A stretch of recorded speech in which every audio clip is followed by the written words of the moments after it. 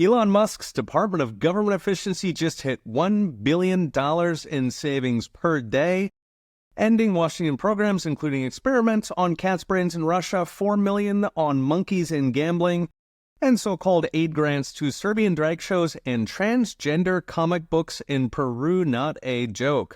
Most ominously, ending a $40 billion CIA slush fund called U.S. Aid that apparently funds left-wing extremists to the point it's basically a universal basic income for left-wing radicals.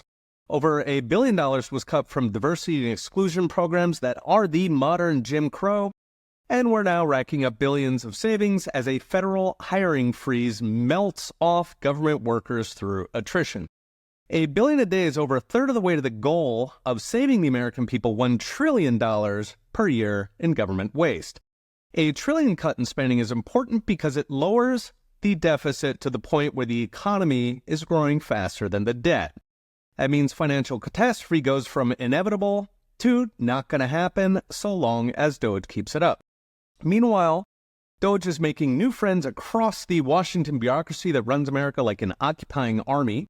They're proposing to auction billions of dollars in empty federal buildings, while Reuters reports that Doge aides took command of the Office of Personnel Management and changed all the passwords of every employee who's been working from home to force them to come in or just, quit. But the big one is transparency. So Doge discovered that Treasury was automatically approving every single payment, including to known fraudulent or terrorist groups.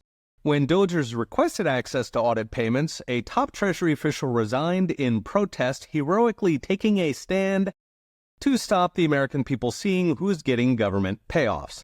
The transparency is the hill they're resigning on because that may well be the single biggest impact of Doge, uncovering potentially hundreds of billions in fraudulent government money that funds the entire radical left. Now, I've talked about this in previous videos, how left-wing activists and rioters are almost entirely funded by government grants, coming to several hundred billion at the federal level, with tens of billions more from left-wing states and cities like California and New York.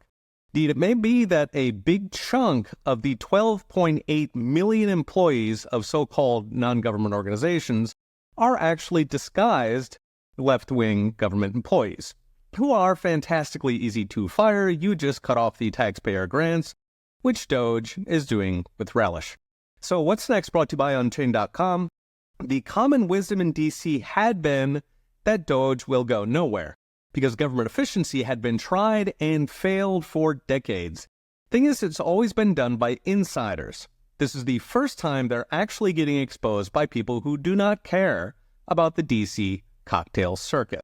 One data point to watch is betting market Kalshi, which is currently forecasting 172,000 federal employees laid off in the first year alone. That's almost 1 in 10 government workers in a single year, along with $220 billion in annual savings, a number that looks set to soar given the rot Doge is already uncovering. Now, Doge is already drawing blood. Once we get full transparency, which Doge is locked onto, the trickle could turn into a flood big enough to pull us out of our national debt doom loop. Okay, we'll be watching. See you next time.